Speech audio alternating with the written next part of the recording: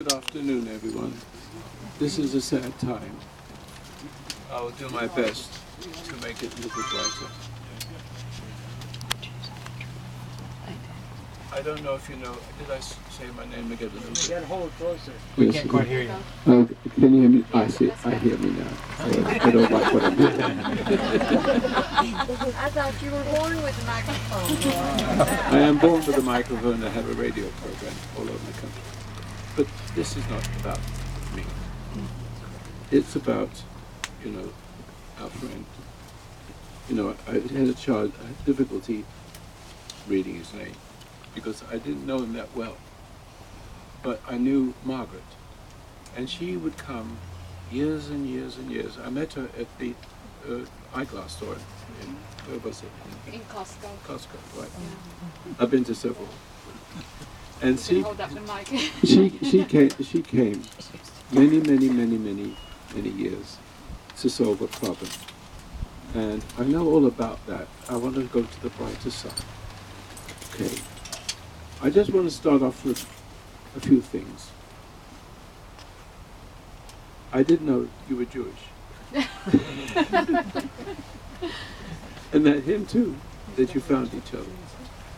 You had a little rough way with him, but everything got better, didn't it? She used to come to my talks over and over and over again, many years, always holding the microphone, so that's why she's very sensitive to me holding this microphone. Yeah. I don't want to make this too solemn, but I got to know Stuart. I got to know him only after many years of her coming to my talks of the Sunday morning. And it took a long time for her to see what part you played, right? And had I known, and had you been closer to him and to me, I want to share this with everyone because this is very important. It's something he died from something that almost killed me. That's why I want to share this with you. I know that our friend, I'm 88 years old, so you have to forgive me about forgetting my own name. You're forgiven. And so, I suffered. I don't want you to talk about suffering. I'm coming to a point. He suffered from a heart attack that killed him. I knew what it was, and had he come to my seminars more often and got to know him more, I could help save his life. Not because I'm a magical person, and not because I'm a minister, a Jewish one at that. Oh, by the way, in the middle of this, I want you to know that I am Jewish, but something happened. One day I woke up and something said, "Oh, that's who you are." So I didn't have to change my religion to become a Christian, because he's Jewish and so was all his disciples. So I didn't have to change it. I just had a better rabbi. I just want you to know that. I really love Christianity as it should be, and I deal with it. I teach it or explain it a little different than you get when you go to church. So that was the difference that's been holding me back over the years, that you don't see me as a Christian. I am.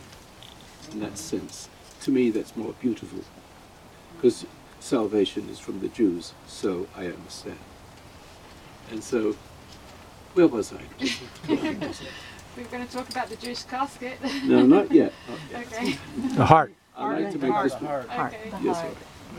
So let me get back to the point, which is very important, that you be close to each other, which you weren't for a while, correct? Because had you been worked close together and gotten closer to me, you know what I suffered.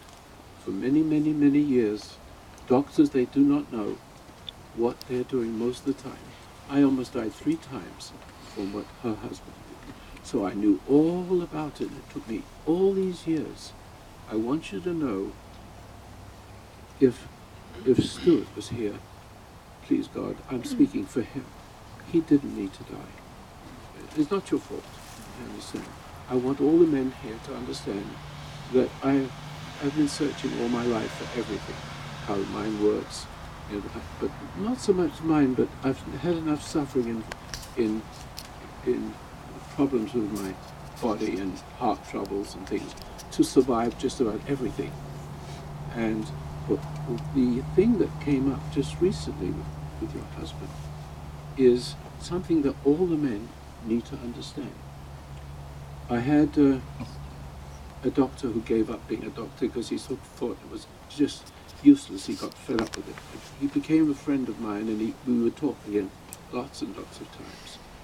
And then one day he says, I'm not a doctor anymore, but we talked about heart attacks. And he says, mostly when they have a post-mortem, they find that most heart attacks are not heart attacks, but they don't know what it is. And it took many, many, many, many years for me to understand what your husband died from, which you need to understand. How many people take antibiotics? Most of you, somehow. It messes up your system. The good germs in your system, so to speak. Simple. And so you can't digest your food properly, but you don't notice it. It turns to gas. Now this is important. So I have to say it as if it disturbs you, I'm sorry. But it doesn't know how to get out. Here or if you know else. This is not a very good way of saying goodbye to my friend, but I want to save your lives. If you get those pressures, there's a name to it, splenic flexure. When you have gas in your stomach and it has no release, the way the food enters into the bowel is called the splenic flexure, and it goes right near the heart. And when you have gas, which many people have, and the wrong kind of remedies for it, which many people, most of, as I said, that Dr. Black was telling me, most people die from that and not a heart attack. It blows a hole in their heart. You understand that? And had he known that, to just take a little bit of Tums or antacids, he would be alive today. You just know little bits of information. And my business is helping people to get bits of information, not so much from medicine, because I'm not a doctor, but information because I understand the mind. And I'm 88 years old. I've saved hundreds of thousands of veterans, and they're still alive. And you could hear them calling on my radio show if you want to. I don't want to promote that. This is not a good place for that. And so I got to know Stuart. But when I was driving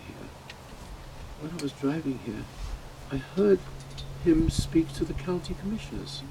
Oh my God, I didn't know how strong he was. I was absolutely delighted. This little Jewish boy was taking on the whole town.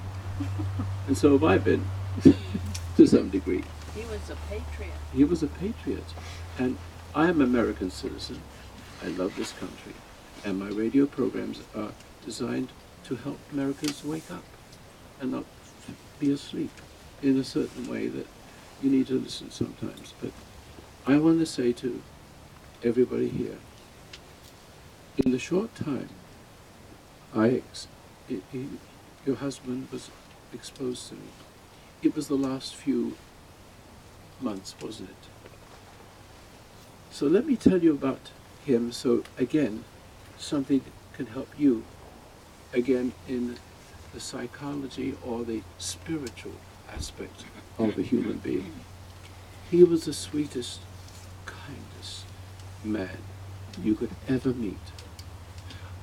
And I knew that because he radiated it. He didn't have to say words. He was a gentleman.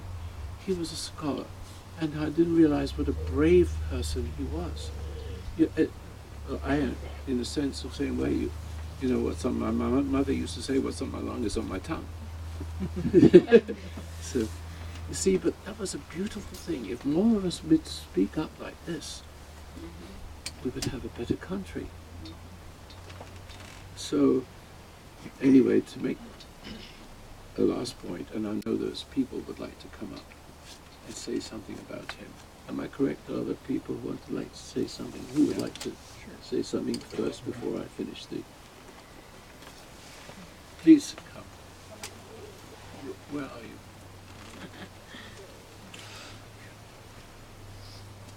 Here. You speak up. Oh, thank you. Just talk right into the mic. Thank you. Listen, I've been here for 5 years, but I got to know, if I don't get emotional, got to know Stuart through Brian's group that we meet on Saturday morning at second Saturday, and it's a conservative group. There's a variety of conservatives, but when I think of Stuart, Margaret, I think of as you said, a very, very gentleman. Gentleman, but a gentle man. And he was a patriot beyond all patriots. But what was interesting about Stuart that I found out, that Stuart had a backbone. We can be patriots without backbones, but Stuart was a patriot with a backbone. And what Stuart left me in this world of ours, that went since he left last Saturday, is that we were at that Brian's meeting. Is this on? I guess it is. Okay. Is that he had shared something, because even within conservatives group we have our big disagreements, believe it or not, wide spectrum.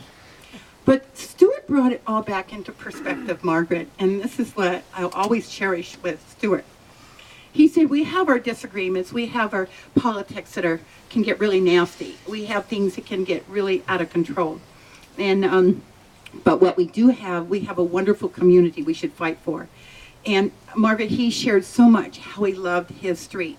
He loved so much what he shared about that street and your neighbors that you have. Like, I'm blessed with, what Vivian would say, with our neighbors on our street.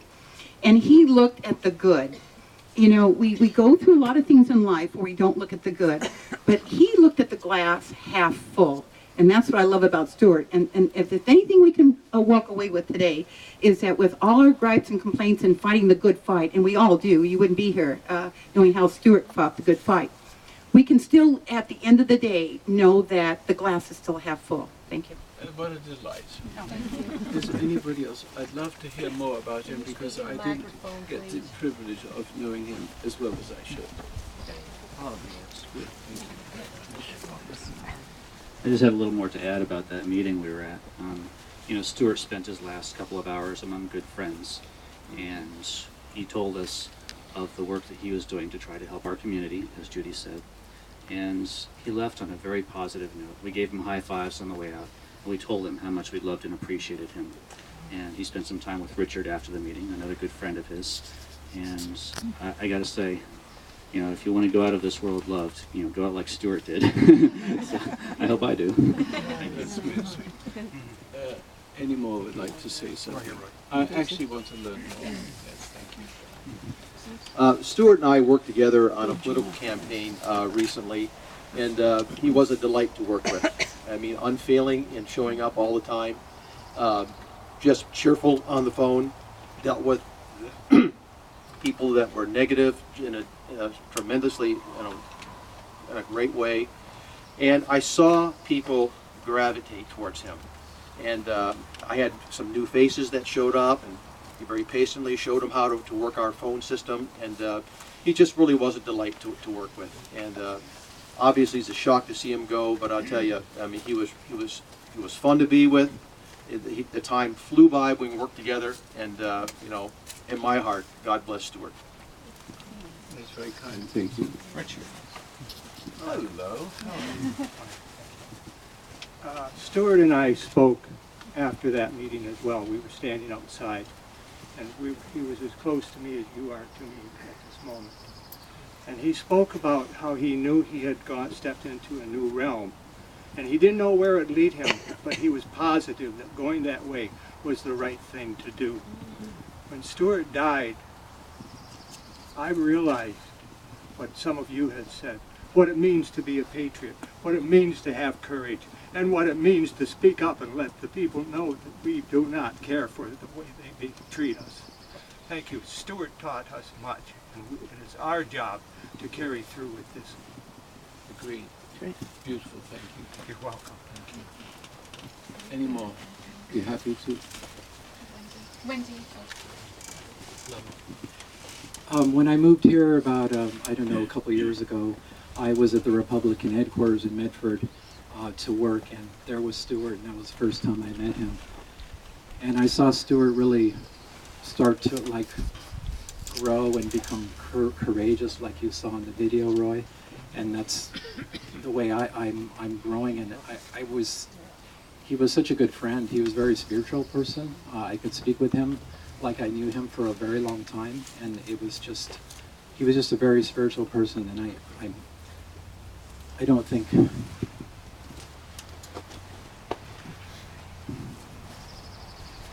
Sorry. I just don't think people like that should die so early, because the world needs them. Yeah, my father died when he was 42. The world needed him too. World War I, we're veterans.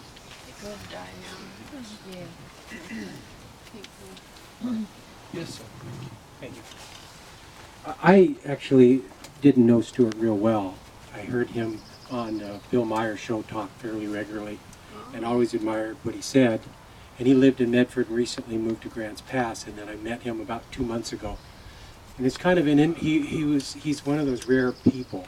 It's very interesting because I'm very outspoken and conservative and so forth, and I scare a lot of people when I talk about what's happening to America and the direction we're going into, and that we need to do something and stand up. And he was one of the few people that resonated with that immediately. And in my business that I have at the Growers Market, he would come regularly.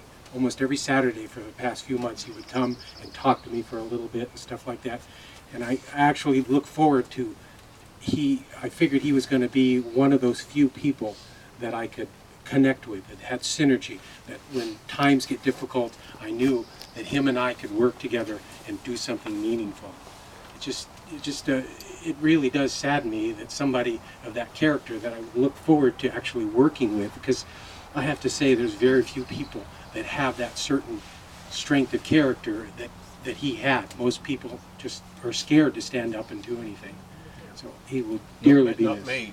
Not you. No way. You've multiplied by about 170 stations. Yeah, Stuart and Margaret are friends of ours, and they're all tenants of ours, and Stuart was going to come over and do some yard work for us.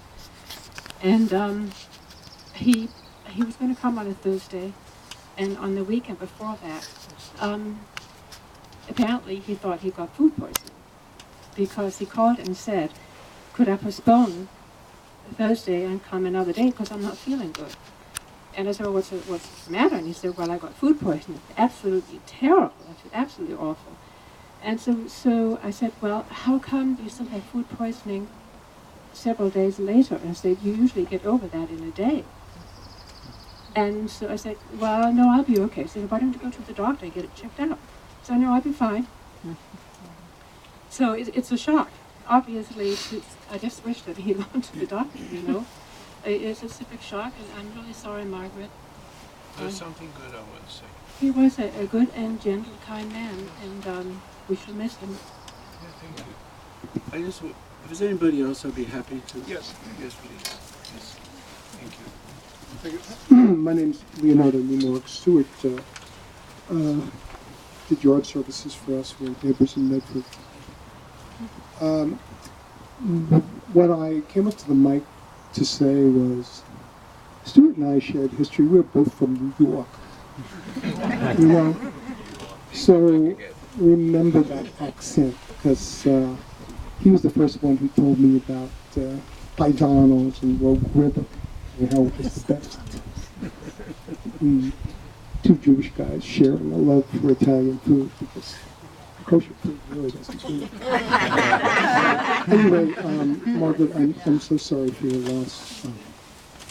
And just wanted to do the accent and express sorry. It's all about Passion. brothers and Jewish, I understand that. Another fellow. Hello. Hello. Hi, everyone. and I'm Art the Barber. Nobody knows me because I'm the guy that made Stu look good. My relationship began with Stu about 25 years ago.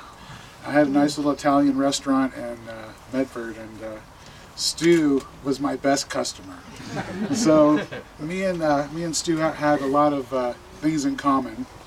And being that he's a good Jewish boy from New York, and my family was from New York as well, we really hit it off really nicely. And so anyway, our relationship continued throughout the years, and Stu would come and see me at the barbershop. And it was always the same, it was, what's going on, and, we both get involved with political issues, especially at the barbershop. So, I always thought the greatest story was that Stu used to tell me was that when he was going to do jury duty, that he was immune from speaking his mind. So he asked the judge, if he could truly speak his mind, and he said, he goes, I really don't think I'm fit for jury duty because the crooks in this room is the judge and the lawyers. I go, oh yeah. I go, okay. I go, all right. I go, Stu rolls like I do, okay? So anyway, Stu was really an honest person, and I think something that I have understood my whole life because I've been in a Italian, New York style Italian family, is that they speak the truth. And honesty is what we can all appreciate in all of us. He never pulled a punch. He always spoke from the heart. And if you always knew who your true friends were, these are the people that you gravitate towards. Yeah. And I've been in the public my whole life, and one of the people that I've enjoyed the most throughout the years was Stu. And consistently, Stu was there every week getting his haircut. And, it was really a nice relationship. And I've really had a hard time knowing that I'm not going to see Stu anymore. He was really a good friend of mine. And I want to say, everybody, please, this is my biggest complaint. I am so active in the public, but nobody ever thinks to call me when something like this happens. So I was really grateful that you called me, because I never know why anybody never comes back, and I never think it's the haircut I screwed up too bad. So anyway, please, I might speak for other barbers and people in the public, but it was really great that you thought to call me and let me know, because I really am glad to be here today. Thank you. Very well. Any more? Look at this. It's wonderful. Hello. No, go ahead. This is a former county commissioner from Josephine County, Sandy Castanelli. This is Roy Masters. Yeah, you know him. Here you go. Oh, well, Sorry. Go ahead. I just wanted to say a little bit about Stu. I only knew him probably the last 6 or 8 months. He would come to the weekly business session, and we would talk, in the lobby while the weekly business sessions were going on. And the one thing that I learned about Stuart, other than he was very kind and sweet, very decent gentleman, was that he never let anything go. If there was something in a conversation that he didn't agree with, he would never let it go. He always spoke his mind, and he says, no, that's not right. I don't agree with that. So I just realized that one person can make a difference, and Stu made a huge difference in this community. I think he loved Josephine County more than we deserved. That's really wonderful. You want to say something? I do. Do you want to go? No. We'll just stop fighting over the microphone and get on with it. Let it go. I got to say, everybody. Who are you? I'm Wendy Taylor. Hi, Vivian. Hi, Wendy. Everybody who knew Stuart Sennett took him as their best friend. His super best friend, of course, is Margaret, married 22 years. But the secret best friend that he would love the secret to be out is Roy Masters. Stuart grew up in a crappy life in New York City. As he got older, nothing against his parents, we have parents, but he had the good fortune to live in an apartment building built by Donald J. Trump's father. Wow. And the two Trump men used to frequently come by the apartment to make sure everything was okay. So he left that situation and came here because of you, Roy. That was the reason. That's why Margaret came here, all the way from London. And most of us have kept this a closely guarded secret. But pretty much, and there's a lot of people here that are, I have to say, on the other side. You know, they weren't like close to Stuart, but they're here because he stood up and talked straight across. But he cared for you a lot. Like Keith Heck is here, County Commissioner, and I think that's fantastic that you're here. Because Stuart came up to that meeting and he talked to you three commissioners. He laid it out. Yeah. But he did it because he cared for you as much as he does the community. And he doesn't have his voice anymore. But if he was here, he'd tell every one of you, if you have a physical symptom that's a little different, there happens to be somebody in the community who has a nightly radio show every Monday through Friday who's for 55 years has been giving people little hints that could save their lives. A lot of this is kind of like kept under wraps, but it's absolutely the truth, and it applies to my life. If it wasn't for Roy Masters, I'd be in a place like this sooner, a lot of sooner years ago. Thank you. Well, more about Stuart. Yeah. Well, but it is for Stuart because I'm saying that, Ann, because I love Stuart. Well, and he just the week he died, he made the commitment to run for county commissioner. Not against you, Mr. Heck. But he for 30 years that he lived in Medford, he went to all the meetings, years and years of meetings. You people know, I've seen you there. But he grew and grew. He was seeing what it was all about, and then he started to speak up. And he was on a roll, and that's why he moved to Josephine County. He wanted to bring his wife and build a future for themselves here.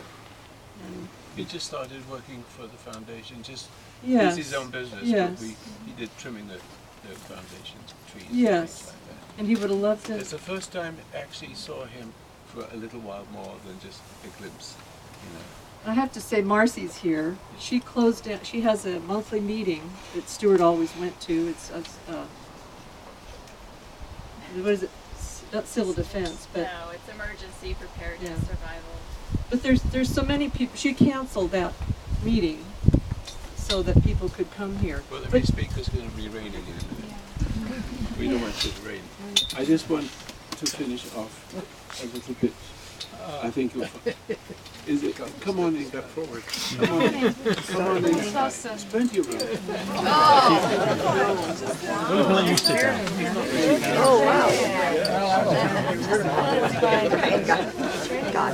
It's raining on you. It must be simple. You're all wet. Well, I want to finish my thoughts now, because I've enjoyed every minute of this. To see a man being a man, we need men in this society, not women men, if you know what I mean. What do you mean? Well, meaning that they are men, they know how to love. I've been married 64 years. I'm a man. Most people would die before we get there. Thank you, Roy. Just kidding. But what I want to say about Stuart, this is what Margaret, listen to me. See if I'm right. I heard just a little while ago, which I didn't know, that she had a bad life. But that seemed sensible, because it's the hard knocks of suffering that makes a person want to find the truth and to be good, other than being cruel and mean and spiteful, all the rest of it. And so what I saw in him, and this is the reason why you brought him, you was able to bring him over, to put the finishing touches to his beauty, if I may say that. And so, how can I say this? Because difficult because you'll see in a minute. When a person has a hard life, especially as a child, they get broken. It's almost hypnotic. I used to be in that business, and I learned that what it was trauma, it was temptation. That's what hypnosis is, and that's when people are destroyed by the cruelty of people around them, and they're born into the culture, meaning born into sin, not born in sin, but born into the culture, and the culture gets hold inside you, and it won't let you go, especially if it's negative. And people add to that. People who are born in the same way add to it, and the compulsions and the anxieties grow, and nothing cures it. Not even medicine only makes it worse. It just makes you live longer, not dealing with the problem itself. So what I saw about him, he made up his mind when he was a little boy. Inside his head, he would say, I don't know that he said this, but I can guarantee you he said it in his head. And like everybody else says who've been hurt and damaged, I not want to be my dad. I don't want to be like my mom. I'm going to be the bestest man, the bestest good wife that it ever can be. But this is another problem again. You tend to become subject to approval. And you let approval, all the good things you do, give you a sense of worth. Now, I saw him in that stage where he became the best possible person he could possibly be in his mortal frame. And so that's not good enough to go to heaven. But it is right at the edge of realizing I can't be good anymore because I'm going to get upset about this. I've got no energy left. That's the absolute point where you can't be any better. Your mortal flame can't handle it anymore. That moment, somehow, you were able to bring him over to my Sunday morning talks. And something happened to him there, didn't it? Yes. What happened was, he became spiritualized. He already was that. Everybody here knows what right from wrong. And everybody here wants to do the right thing, but sometimes it backs up in your face. And sometimes nobody listens to you and you get upset. You try harder to please them. That is the beauty to do the right thing. See? So what I'm trying to say here is about Stuart. He came, you understand why did he have such a short life? Why did he have to die? His time was up. God wanted him. So basically, that's all. But it synchronized so perfectly to come to my Sunday morning conversations. And then I spoke to him there about him, basically. And he got it.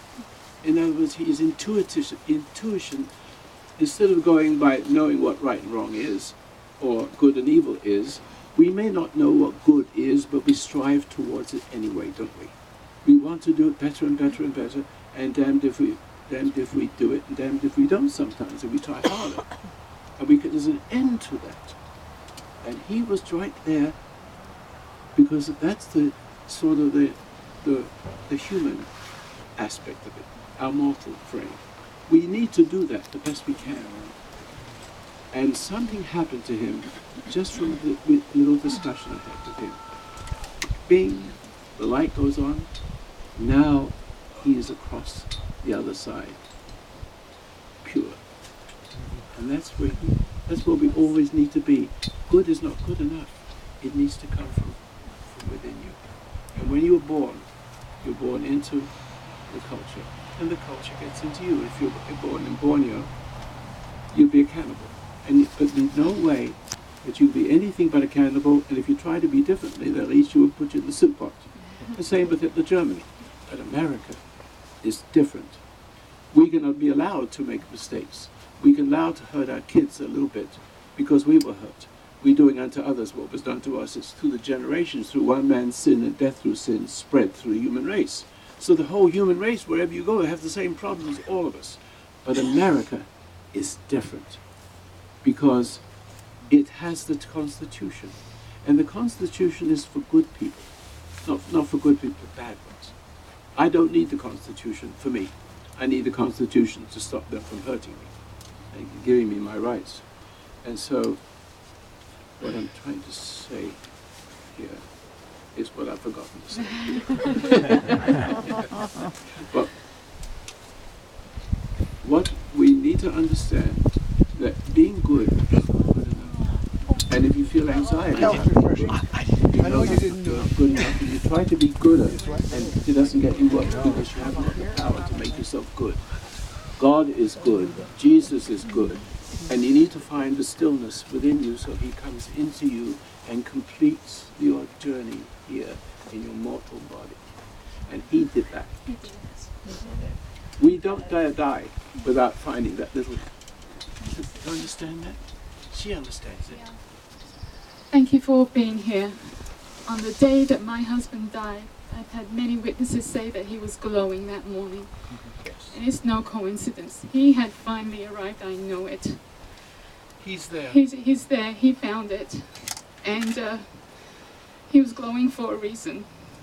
So, thank you so much. It was just the right time. It was just the